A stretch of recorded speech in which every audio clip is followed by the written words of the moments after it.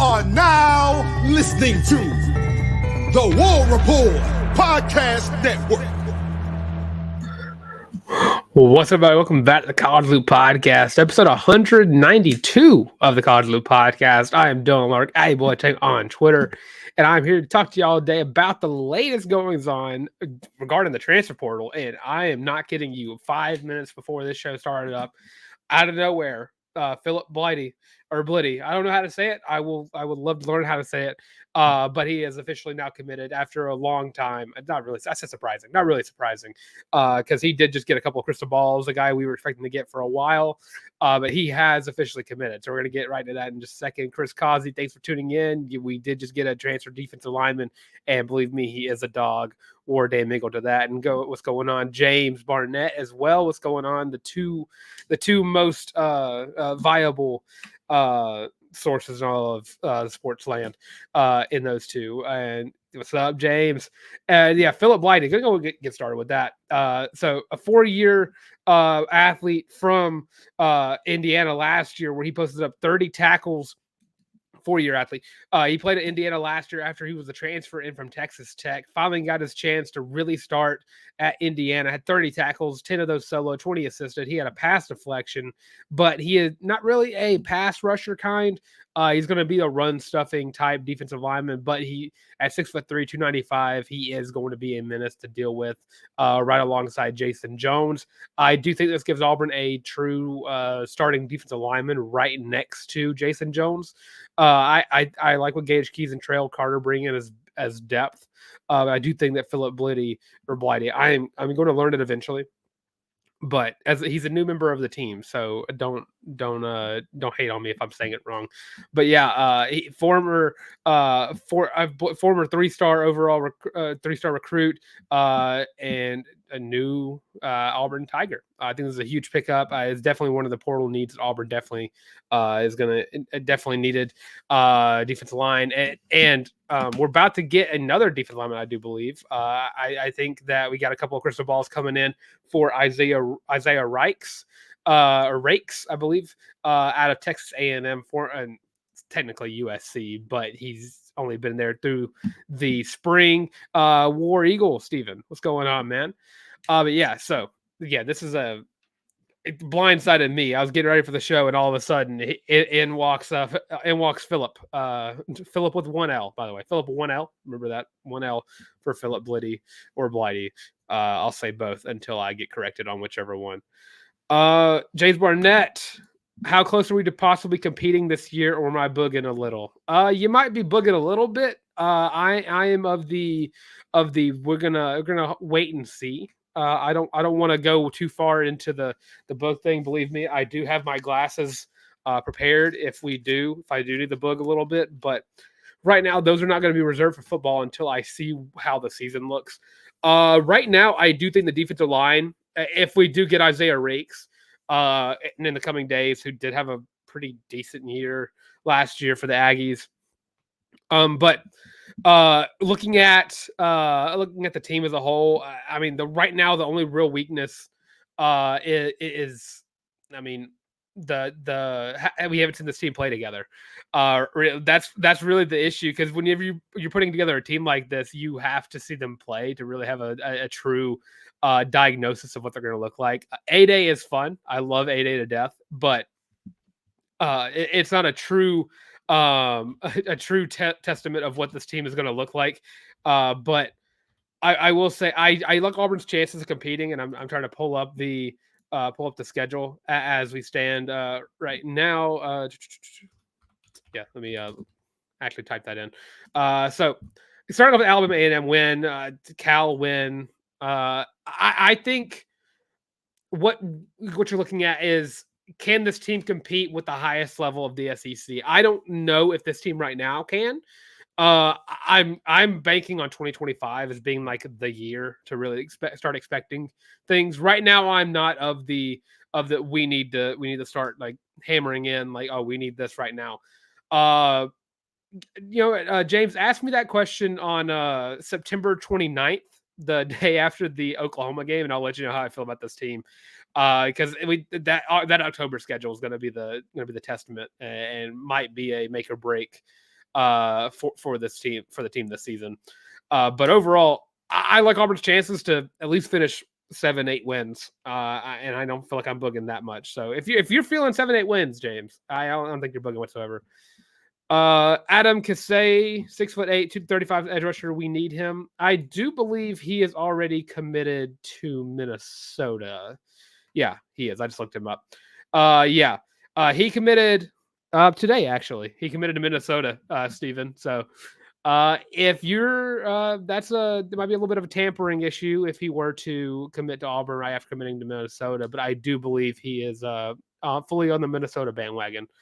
But yeah, looking at Isaiah Rakes, another guy who Auburn is getting crystal ball to get. He's 6'2", 320, a big boy defensive lineman. But last year for the Aggies, 17 tackles, 1 sack, 1 pass deflection, and a forced fumble. Would be another great addition to this defensive line overall. But yeah, it's awesome to see Auburn finally making some moves in the transfer portal that are not net losses. I will say, just to get into a little bit of recruiting, because it is defensive lineman oriented, they did have a rivals training camp in Atlanta. Malik Autry did have a very, very good camp there. He got a golden ball. But Auburn currently is trying to out-recruit Florida for their own commits. And, of course, Kai Ellis also had a very good camp as well. But speaking of net losses, it's going from all players Auburn has gained, might gain, and trying to keep. Along that, Jay Fair earlier this week has announced that he is going to be entering the NCAA transfer portal. Last year for the Tigers, he's Auburn's leading wide receiver, not leading receiver. 31 catches, 324 yards, 2 touchdowns last year for the Tigers. Was Auburn's leading receptions for wide receivers, and I think yards as well. Again, outside of Rivaldo Fairweather, and it's a loss that caught me by surprise, but also I can see why he left. As you see, the wide receiver room is slowly and correctly moving in the direction of getting more height, getting guys who can go up and get it, getting those aggressive catch receivers like a Cam Coleman, like a Perry Thompson. And Robert Lewis, to that matter, is actually more aggressive in the air than what people pretty much expected out of him. But yeah, it's a big loss to lose a guy. He was not a receiver I wasn't worried about. I mean, I'm looking more like the Coy Moores and the Caleb Burtons of the world, who very well could still enter the portal. I think that we're seeing a change of pace in the Auburn wide receiver room. You're no longer going to be seeing small, fast, quick wide receivers. You're looking for those big time 50-50 ball receivers. I mean, Cam Coleman and Perry Thompson are both 6'3", and that's what you want. No one is going to be looking at. And I love Jay Fair. I think he was a great guy and a great receiver for Auburn. But looking at the comparisons between the two, I like what you're getting out of Cam Coleman more. And I feel like a lot of Auburn fans will share that testament. And unless he goes to Alabama or Georgia, I wish him the best of luck wherever he does end up at. But Hugh Freeze has a type. Hugh Freeze has a set type of wide receiver that he wants to be on his team at any given point in time. And those receivers look like Cam Coleman. They look like Perry Thompson. They look like Malcolm Simmons. They look like Robert Lewis. They look like Camden Brown. They're the big time wide receivers that you trust to go up and get it. That's basically what it is. Go up and get it, guys. And of course, you're going to have guys like Bryce Kane who are very quick, who are going to fit into the scheme very well. I mean, there's a slot role. But I feel like Bryce Kane's also, is Bryce Kane like 6? I think Bryce Kane is 6 foot. So he's on the taller side of things. And I'm going to check my math on that. He's 5'10". Never mind. But yeah, he's on the smaller side of things. So yeah, let me rephrase that. So you're going to have guys transfer out like Jay Fair, because he's no longer going to be the focal point. You're not going to get more. You're going to get more fades. You're going to get a lot of post routes going on. You're not going to get any more. We're going to try to outrun you. Kind of. That's why Javarius Johnson is no longer with the team. Jay Fair joins Javarius Johnson and Malcolm Johnson Jr. And again, would not be surprised if we see the losses of Coy Moore and Caleb Burton. So yeah, a huge loss losing Jay Fair, but I do trust Auburn is going to get another receiver or two. Those are two of Auburn's biggest needs, filling up a little bit of a need with the defensive lineman and Philip Blighty. But a loss in Jay Fair is still a loss. Auburn still targeting Keandre Lambert-Smith out of Penn State. As far as I'm aware, that is still a heavy recruitment that Auburn is in the middle of. I do think Auburn has a good chance of getting Lambert-Smith, and I think he does have a good role in the team and as an inside receiver that Auburn kind of needs to fill a role in. You have veterans on the outside, you have the potential on the outside, but it's time to kind of fill up with veterans on the inside as well. And getting a guy from Penn State who was very good last year would fill a huge need of this offense. And some of those playmakers like that could be the difference between 7 and 8 or 9 wins. But again, time will only tell how this team actually looks. But I would say before we get into probably the most volatile transfer that Auburn has had in quite some time. Going to go ahead and tell you if y'all are listening in right now, make sure to like, comment, and subscribe. Leave your thoughts on the transfer portal additions and the transfer portal losses that Auburn's currently found. I'm going to be here as long as y'all ask me to be here. So just leave those comments in the chat, and I will get to them as soon as possible. And, of course, if you're looking for other ways you can support the show, as well as listening on audio versions of the show as well, you can get your own Feeling Loopy t-shirt, the most comfortable shirt you're ever going to wear in your entire life, on thewarreport.com. Go to the shop, get your own Feeling Loopy shirt, only $25. So get your beautiful or you know what? Go ahead and get every single color. It comes in navy, black, and gray, heather versions of either. So get that today. Let's see, Stephen Allen, who's going to jump ship next? See, that's a kind of a harder question to ask, to answer, because the transport is so weird. You probably have people who've entered their papers in like weeks ago and still waiting to hear back from them. But I think when we covered the who we expect to see leave, we heard some people say that Holden Gerder probably is going to wait till he graduates. I did hear a lot of people talking about that.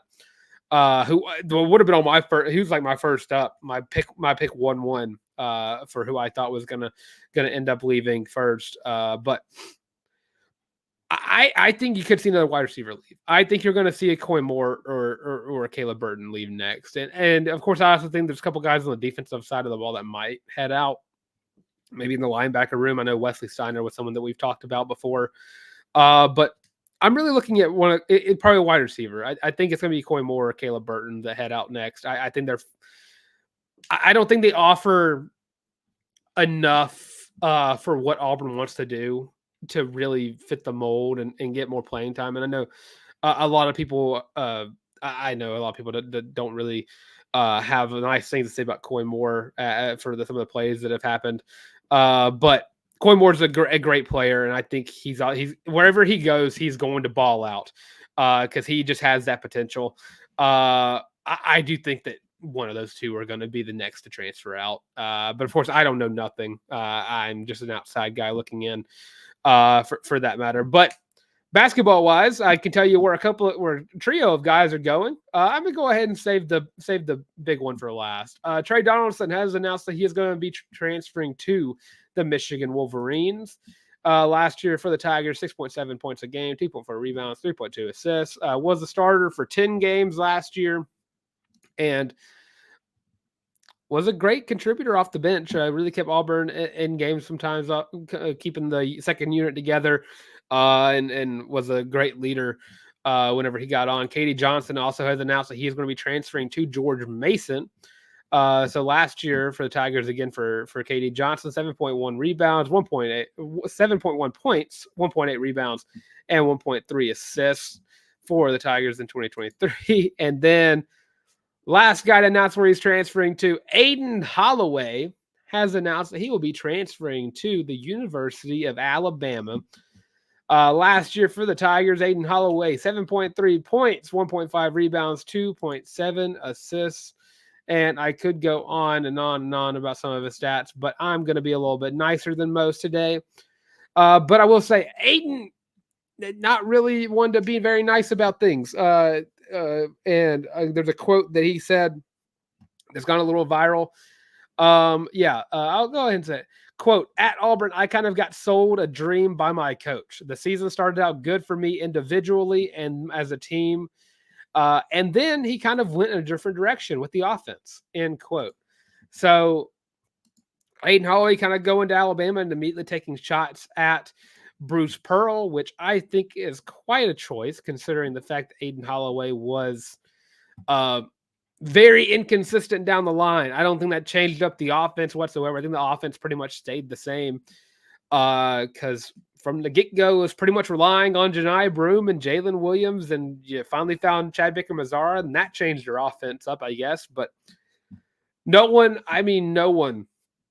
is looking at the change to getting Chad Baker-Mazara involved more and seeing that as going in a bad direction for the offense. And neither point guard, I love Tre Donaldson, and I think Aden Holloway is a great player and had a lot of potential.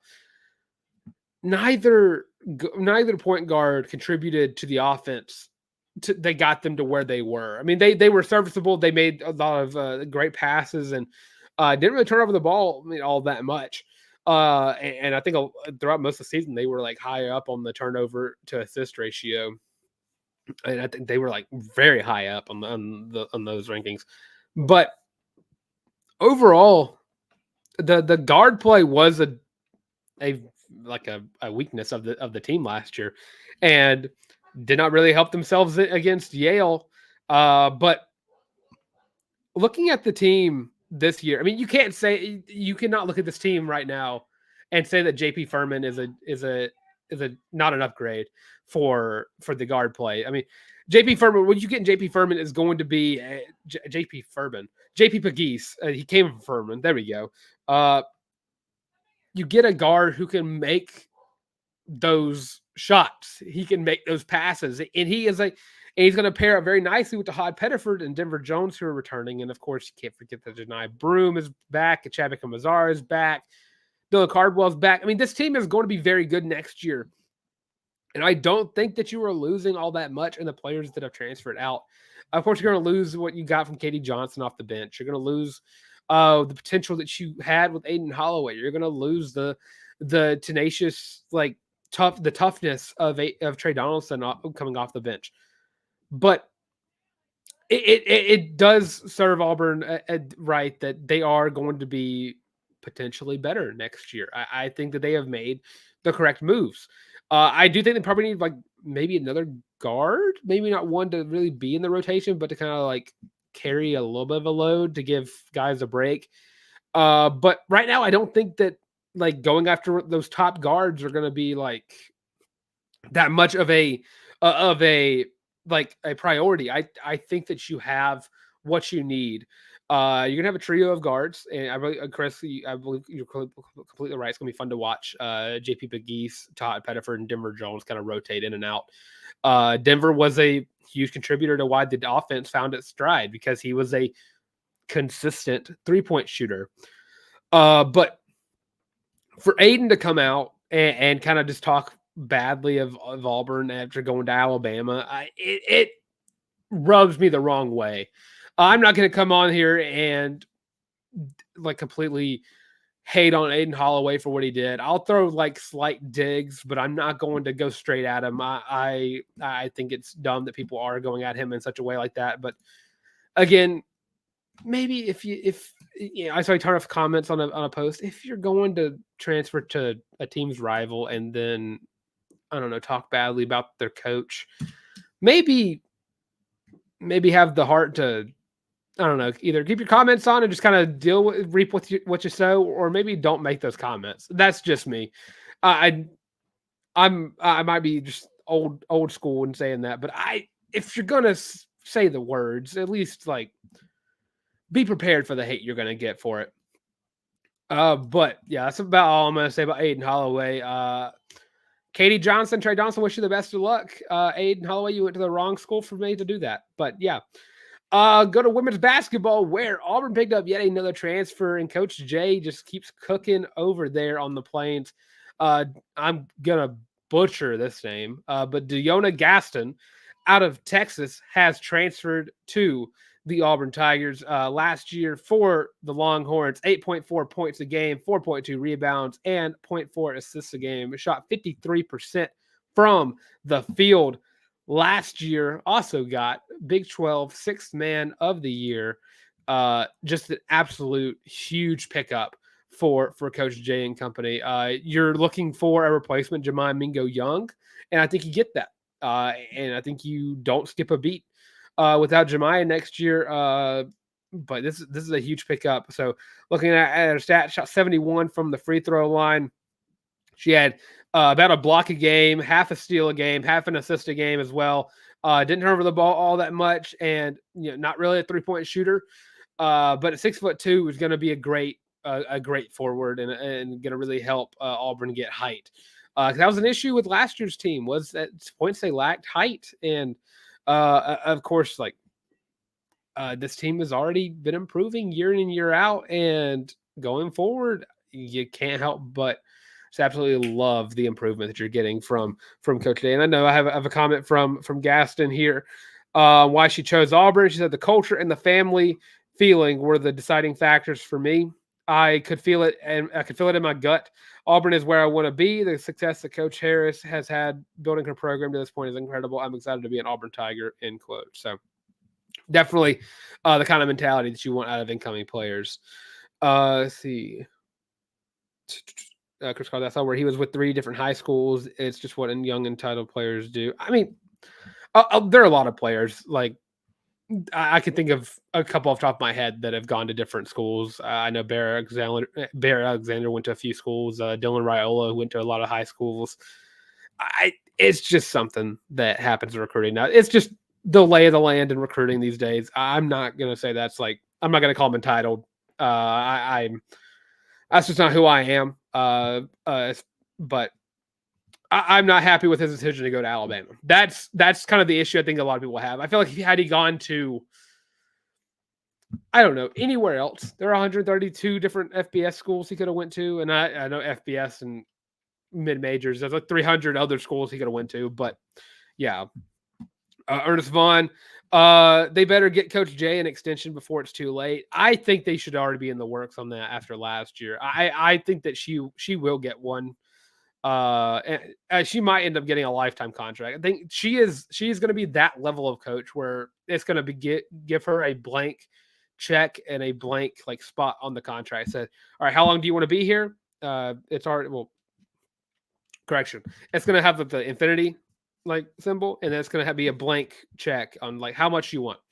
And that's definitely going to be how that goes, because the steady improvement. Going from a team that didn't win in the SEC to a team that's competing in March Madness is outstanding. You went from winless to NIT to March Madness, play in of March Madness. So next year you already know that the improvement level it's going to be high, 7-8 seed potentially, and then of course you're getting up there. Auburn has the facilities to be at the pinnacle of basketball. Maybe not South Carolina or right now, and then or UConn. It's gonna be very hard to reach those pinnacles, but Auburn has the money and the athletic facilities in set to be a team that South Carolina would be worried to play. LSU would be worried to play. LSU's already lost to Auburn this year, but you're just looking at it like that. Auburn has what they need to succeed, and that's in every sport. Auburn just has a tendency to underperform in a lot of sports, and I hate saying that, but it's Auburn fans notice things like that, and they have that ready to go. And I can't wait to see what Coach Shea does next year. I would love it if every game was sold out for Coach Jay next year, because that's just the level of support that she deserves, and I feel like that she's earned as well. So it's going to be awesome to see those two teams next year. It's going to be very fun to watch the Iron Bowl basketball in the jungle next year. So go ahead and get those tickets ready. I can only assume that the fans are going to be very what's the word I'm looking for? Nice, generous to to the return of Aden Holloway. But with that, let's move on to baseball, where Auburn currently down 2-0 in the series, currently in never mind, down 3-0. That game just ended as we were live. Auburn falls 3-0 to Mississippi State, falling 8-1 in the first game, and then today's doubleheader lost 3-1 and lost 4-3 in extras just a few moments ago. It's just rough. We kind of went into this week, not really like expecting Auburn to win. We thought maybe one, but you stumbled and fell at the end. It's tough. This is a tough season thus far. Got to get through it. Definitely don't think Everett Teaford should be pitching coach next year. But as far as that's concerned, that sucks. Auburn will get ready to take on Florida A&M on Tuesday. Going to have a preview of that on the Tuesday show with Harrison Tarr, who is going to be carrying the load for that show because I will be out of town.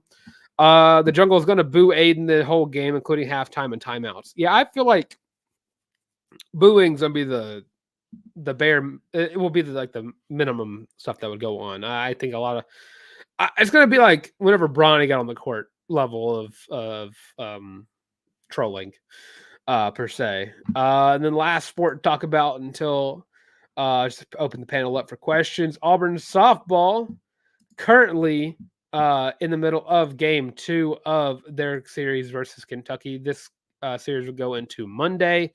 So we're going to have a lot to talk about on the Monday show regarding softball. But right now, down 1-0 after a 5-2 loss to the Wildcats. After going up 2-0 in the bottom of the third, gave up 5 uncontested runs and lost 5-2. It's something that Kentucky, I think, is a manageable series for Auburn, and definitely, I mean, that's like which the rankings kind of tell.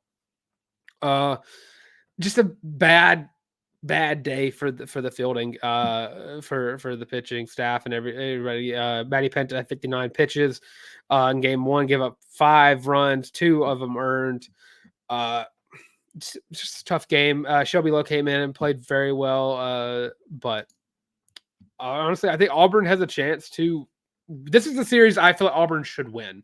And of course, they were not far away from beating LSU. Beating LSU in their series just a week ago. I think Auburn's finally finding a stride, and of course, I don't think I'll still be live by the chance the game currently going on when ends. They're currently top of the third, 0-0. But I like where Auburn softball is heading, and it's weird saying how I felt like a month ago, and now that LSU win really struck a positive match for me. So yeah, it's gonna be fun to see how the season pans out. Got 2 more series left for Auburn softball, and of course, can't forget that the NFL draft is this Thursday. So can't wait to see which Tigers go where. I will say if you're looking for Auburn Tigers to get drafted, maybe wait until Friday, probably day 2. Definitely day 3. You're definitely gonna get some Tigers drafted in day 3. But day 2, I think you're gonna get Dia James and Jalen Simpson both go. Thorne over under 2,500 yards passing. I'm trying to think the last time an Auburn Tiger had 2,500 yards passing. Is that Jarrett Stidham in 2017? Honestly, I think I'm gonna say. Oh, that's hard. Throw me on the spot. I'm gonna say because I think Cam Coleman's gonna give about 700, 800 yards receiving because I don't think he'll hit 1,000 yet. I'm gonna say under. But like just under. I think it's gonna be like 2,300, 2,400, just under 2,500. It's gonna be like close enough to be annoying. Like with let's say like 19 touchdowns and like 8, 9 interceptions, something like that. I much improved season from Peyton Thorne. I think it's going to be enough to be everyone's going to be very impressed by the improvement of Peyton Thorne. That's where I'm at, and that's coming from the Robbie Ashford fanboy, as you can tell back there. But I don't think he gets there. He might, but I'm going to go just under it because I do think that his big ups are coming for Peyton, from Peyton Thorne this year because I'm optimistic about Peyton Thorne. I know that's not a lot of people can agree with me on that. I know I get a lot of comments about switching up and immediately being like, "Oh yeah, Peyton Thorne's the dude." He's a veteran guy. He got in Auburn late. I think that's why you got that. I do wish Robbie would get the start for South Carolina. I don't think it's happening. I think Lenore Sellers is currently going to be the starter there. I think that they already had their spring. I don't know if they already. I don't think South Carolina's had their spring game yet. They might have. I'm not too privy on the South Carolina fandom, but I would love it. Robbie's going to have a spot in the offense. I mean, that's just how he is. But Lenore Sellers has the potential edge over Robbie because he's been there longer and plus he's younger. So that's kind of where you go with that. Let's see. If Thorne is over 2,500 yards passing, could we be in the hunt for the SEC, especially with an elite run game and possibly elite defense? If the run game is elite, the defense is elite, and Peyton Thorne hits 2,500 yards passing, Auburn will be a 10+ win team. I think that's very plausible. It comes down to a couple of things. I mean, what we saw in 8A, and I know I'm loosely basing everything off of 8A because it's just not a real game. It's just a great time to go spend in Auburn and watch some football. Auburn's offensive line struggled opening up run like gaps in the run game. Which is a whole other like can of worms, especially because we're looking at Auburn's defensive line as like depth is like a weakness, and offensive line depth might be a weakness too. But if Peyton Thorne come out of the gun and just light it up through the air and do things that we haven't seen him do quite yet, and do things with Cam Coleman and Perry Thompson and Bryce Kane, Malcolm Simmons, Dylan Gentry. I'm just going to add Dylan Gentry because I just love him too much. Robert Lewis, Camden Brown, Rivaldo Faber. Using those weapons and passing for those yards, I think this will spread out very nicely. But if the run game can get going, because you're going to have Quez, Damari, Cobb, and Brian Battie. It's about the offensive line opening up gaps. The pass blocking looked good. The run blocking was terrible. Defensively, I want to say I'm worried about the depth right now. It's just a depth thing. But if everything's elite, I mean, Auburn, if any team comes out of the gun and has an elite everything, they're going undefeated. But again, I think if Auburn comes out, Peyton Thorne throws for that much run game, if Auburn produces a 2,500 yard passer and a 1,000-yard rusher, Auburn has set themselves up for a 9 to 10 win season at the minimum. But that's only if those things happen. Jarquez, I think is going to be the main guy. So I would love to see him finally hit that 1,000-yard marker. Something he's just sadly avoided, not to his own like dismay, but something that's just been right out of reach for him, because I think he needed like 160 yards from the Birmingham Bowl, the Music City Bowl, to have gotten it. But yeah, Auburn hits all those strides, and they get 10 wins. And so I'll stay around till I get any more questions. I love time. I can't wait for the football season to get here. I definitely, everyone pretty much knows me. I'm big into college football. I want to do a lot of other college football stuff as well. We'll have plenty to talk about over the summer. Just kind of wait and see how the roster kind of pans out, see where the who's going to be starting, who's not. Definitely, everyone definitely on board with the Cam Coleman hype train. But I'm probably one of the few people on the Peyton Thorne hype train, so can't wait to see how that goes. I'll just stick around for try to get to a couple more minutes. If I got any more questions, I'll be down to answer anything regarding football, basketball, any baseball, softball, any of those matter. Hank Brown for quarterback 1 by game 4. I'm gonna say no because that's assuming that Peyton Thorne is not going to have a good game against Alabama A&M, Cal, New Mexico, and Arkansas. So, or at least Alabama A&M, Cal, and New Mexico. If you don't think Peyton Thorne's going to go out and play good against those teams, I don't know what to tell you, Steven. I don't think Hank Brown is that dude. I think Walker White will be the next starting quarterback for the Auburn Tigers, unless like an injury happens. But Peyton Thorne made a lot of great plays for the Tigers last year. It took me a while to come around to him. I'm sure everyone else will eventually too. Just need him to have a couple of good games. Oklahoma game will be very telling for the season again. But I'm not too sure that Hank Brown will be a starting quarterback for the Auburn Tigers. I think he has a lot of potential. I don't know. I'm more on the let's see what Hank Brown can do whenever it's his time. But yeah, so waiting around for any more questions, and I don't think my predictions have changed for the season. Alabama win. I think Auburn starts off 4-0, and then going into Oklahoma, I think that one's gonna be the closer. I think Auburn drops 3 straight. So 4-3 beats Kentucky, Vanderbilt, and ULM. I might have added a win. I might be at 8-4 right now, but right now I'm trying to stick to 7-5. How did you feel about PT's interview with Mike G? Do you think it's helped improve his image? I think I haven't.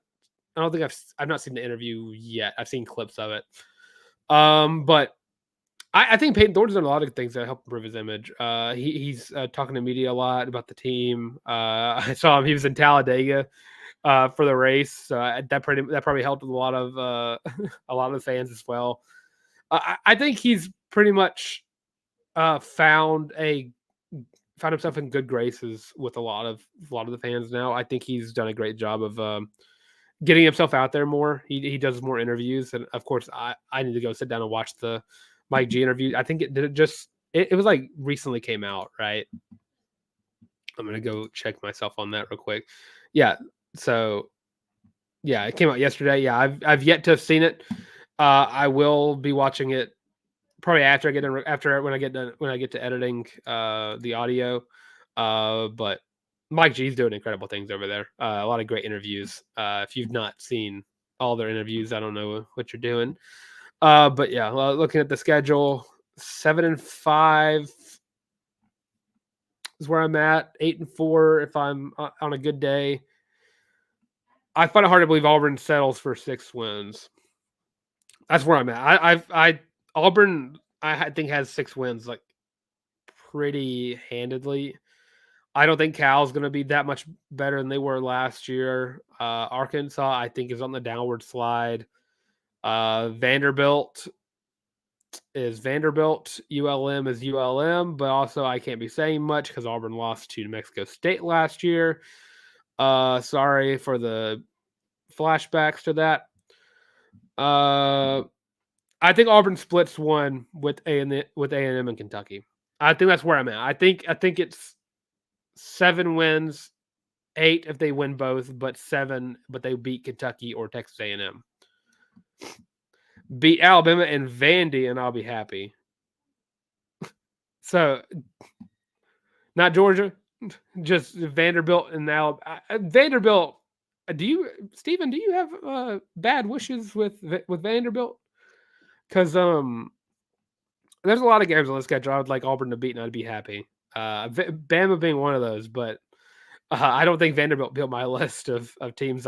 Oh, okay. There we go. Diego Pavia. Okay, I completely understand that one now. Yeah, understandable. Getting revenge on Pavia for having himself a game. Yeah. Honestly, in the Mexico State game, I have bad memories of that game, but there are other games that I feel. There's a game from against Jacksonville State in 2015 or 2016, whichever one that one was, where it went to OT against Jacksonville State, where I have more bad memories of that game than I did the Mexico State game. That was a loss. So, and I don't have any bad wishes. I think that I don't know if that will ever pass. That New Mexico State team was not bad. I kind of talked myself into not being too depressed about it.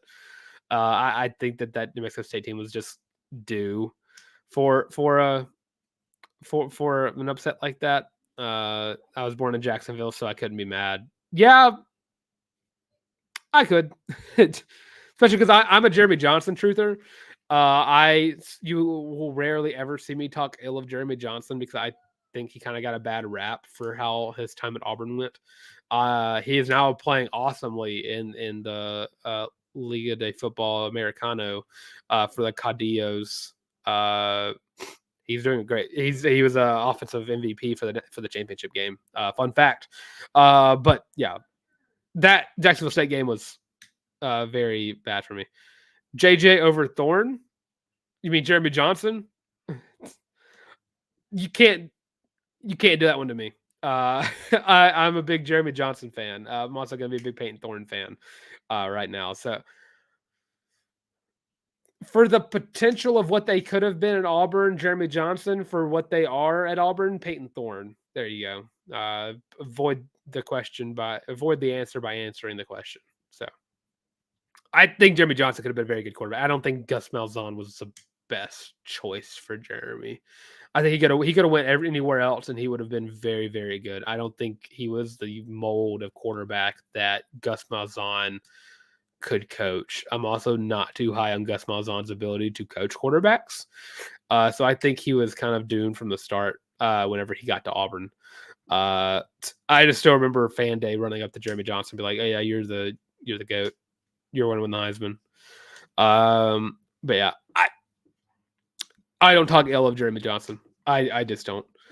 And so we're getting about the 45-minute mark. So I'll take any more questions. If not, I'll go ahead and get us out of here. So I'll go ahead and just get that started. But thank you everybody for tuning in. Thank you everybody for commenting. I always love the discourse between us and the fans. And of course, we do this every Sunday at 6:00 p.m. So if you ever want to hop on and talk some ball with us, we are happy to oblige. But of course, I'm Dylan Larck. Hey, want to check on Twitter? It's right there in the bottom left corner at your boy the Tank, at YABOY the Tank. Also Instagram as well at Dylan Larck, at DYLNLRCK. Visual aid right there. Also have me on the College Loop podcast. Visual aid up there. Just look for that logo and you can find us right here on YouTube. Would you like, comment, subscribe? If you missed the show, make sure to leave some comments below. What are your thoughts on the addition of Philip Blighty or Blitty, whichever one it is? I'll find out eventually. And of course, leave your thoughts on the transfers out. And please be nice to Aden Holloway. Don't be a bad person. But of course, if you're looking for us anywhere else, you have us an audio version of the show as well on Spotify, Apple Podcasts, Google Podcasts, and of course, Amazon Music. And of course, social media is on Twitter, TikTok, Facebook, Instagram, the works. All of those at the College Loop. Again, visual aid right up there. Look for that logo. That's where we are. And of course, with all that being said, thank you everybody for tuning in and listening in.